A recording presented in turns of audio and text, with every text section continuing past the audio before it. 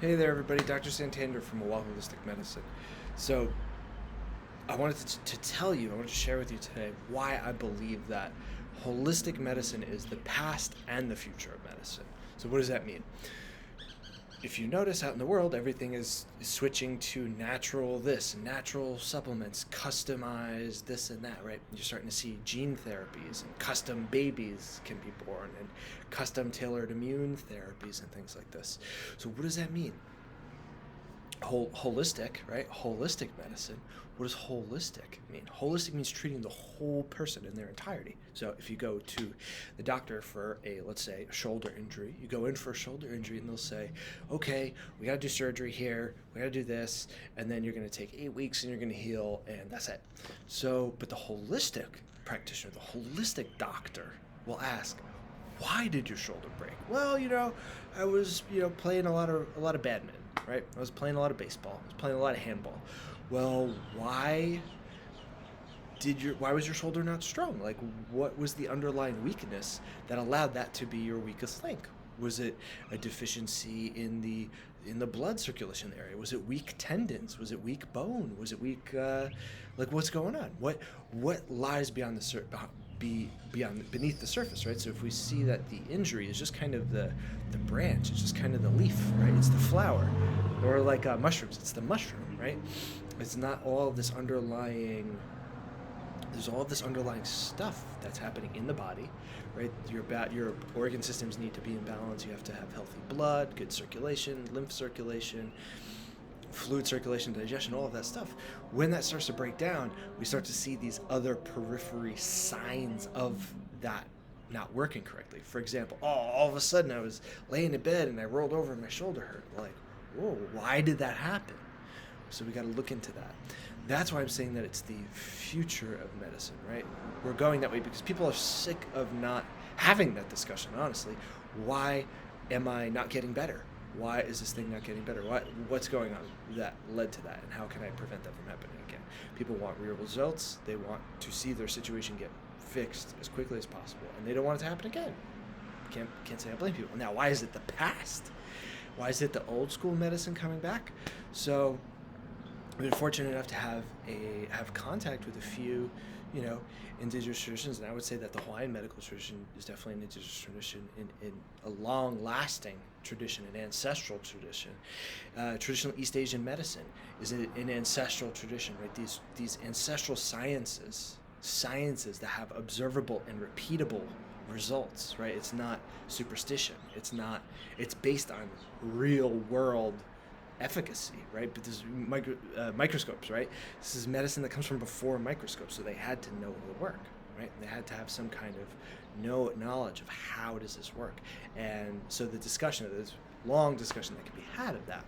But in every indigenous or ancestral tradition of medicine that I've come across, they've all had an emphasis on a healthy diet, right? Making sure that you're eating the right foods, knowing that if you eat the wrong foods, your body will not behave the way that we want it to. If you eat the right foods, you can eat certain foods to correct the body. Now, the right foods might be situational. It's not just eat one kind of rice all the time. There may be 10 or 15 kinds of rice that can all leverage your body to change in a different way. Herbs. Okay, every tradition that's outside of the modern hospital tradition has had some kind of emphasis on herbal medicine. And even the modern hospital traditions have they have use of botanical isolates, right? They have use of these components and constituents that come from the medicine, or that come from herbs that get isolated. For example, berberine. Berberine is another popular Western, modern concept, or what do you call it, like a constituent from medicine that we talk about in the modern world. Berberine, right? Being used for pain relief, inflammation, diabetes, high blood pressure, stuff like that.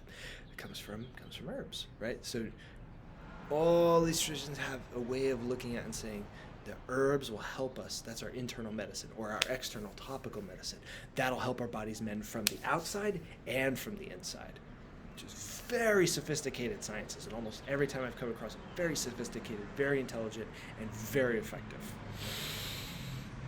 physical medicine, right? So what does that mean? Broken bone needs to be reset, right? So you got to reset the bone, or postural adjustment, or the understanding. So many of these medical traditions have stand up straight. Stand up straight. Why would I stand up straight? Because your life works better when you stand up straight. They call that being upright in traditional East Asian medicine, or being jung, or being correct, or being plumb, right? Directly between heaven and earth. Standing up straight, well balanced, not too much stress on the neck from your neck being hunched over, not too much stress on the low back because everything is stacked very nicely. So there's a lot of ways in which adjusting the physical form of the body everything else will kind of follow, right? The internal organ systems of the body will start to harmonize. You'll start to be able to move with more energy through life, if for no other reason that you're more balanced and it costs less energy to stand upright. So just food for thought there. So Qigong, right? So Qigong is like Chinese yoga, right? As an example. But so many medical traditions that I've come across. It's beautiful. It's amazing that there's this constant emphasis on the balance of mind, body, and spirit.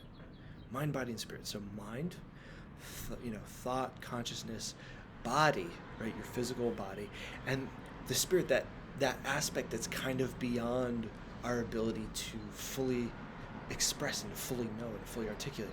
And knowing that all of these need to work together, they need to be in balance with each other in order to have a healthy and strong life. Now, Qigong, I had one teacher who's one of his teachers or mentors, he said, Qigong is, like yoga, right? Like Chinese yoga. Qigong is the coordination of mind, breath, and muscle. Mind, breath, and muscle coming together, which if being here in Hawaii, like there's lots of divers and free divers, right? What do they say? What do they say about their sport and about their pastime and about their life? Because they don't look at it as a sport, they look at it as a way of life, right? It's beautiful, it's great. It's the coordination of their breath and their movement and their mind, right? They have to keep their mind calm so that they don't waste too much oxygen. They have to keep their breath long and full, and they have all these intricate and very, very intelligent breathing techniques. Brilliant. And musculature, right? How to be how to be efficient in cutting through their world, right? In cutting through the water, right? That's what yoga is. That's what Qigong is. How can I be efficient in cutting through my world? How can I be efficient in the oxygen that I take in? How can I keep my mind clear and peaceful and calm so that I'm focused and I can be safe and I can carve out a living in this world and I can be present to take care of my family or to grab a kid if he's going to be on the road or something, right? How can I be, with it in those regards, right? So there's Qigong. Now the fifth one that I'm going to mention, the fifth, if you call it, pillar of medicine, I don't know of this being, seeing this in too many other medical traditions outside of East Asian medicine. But I'm just going to throw it out there. Is acupuncture, right? Acupuncture and moxibustion is what we talk about those two usually at the same time when we're talking traditional Chinese medicine, East Asian medicine. But acupuncture, the ability to leverage the body's metabolism, to be able to leverage the body's energetic resources to reappropriate, to be able to leverage the body to change, and saying, if I activate here, then I can treat the mouth. If I can needle on the foot, then I can treat the stomach. If I can touch the ear, then I can touch the foot. So it's the recognition of energetic lines throughout the body, right? Energetic meridian pathways or channel pathways or energetic relationships that say the hand is connected to the heart. But how? Well, we have the heart meridian that runs here, the pericardium meridian that runs up here to connect to the heart, the small intestine channel that connects to all these meridians and channels in traditional East Asian medicine connect the distal or the far from the trunk of the body to proximal or close to the trunk of the body or the deeper connections, right? So I'm sure we can go into that and tease that out and find that connection. So many other medical traditions. And that's why I'm saying that's kind of the future and the past. And I feel like we're getting there, maybe there's some kind of underlying unified system of medicine, which I would love for that to exist. Who knows if it will or if it won't. But I believe that there are these medical principles that are cross-cultural. Right? I came up into medicine through anthropology, and one of the major classes I'll never forget in undergrad, we were going through it, we were talking about What are the connections between these traditions? How are they similar? How are they different? People living in different places, isolated pockets. Why are people shorter? Why are people taller? Why are people, why did sickle cell trait develop? Why did any of these other physiological or biological or anatomical differences happen? And then looking at the cultures and saying, interesting, why is this medical culture this way? Why is this medical culture this way? What are the similarities? What are the differences? And what can they learn from each other?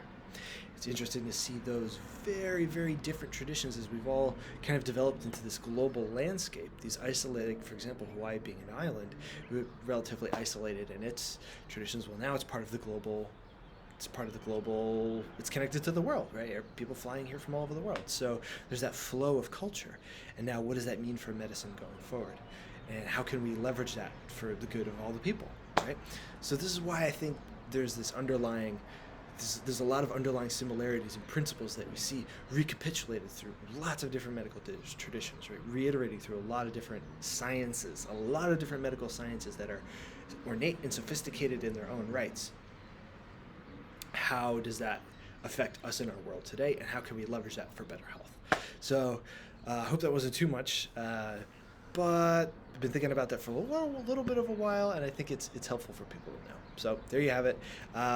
Reach out if you have any questions. If you have a question, somebody else probably has that same question, and looking forward to talking to you. Thank you. Bye-bye.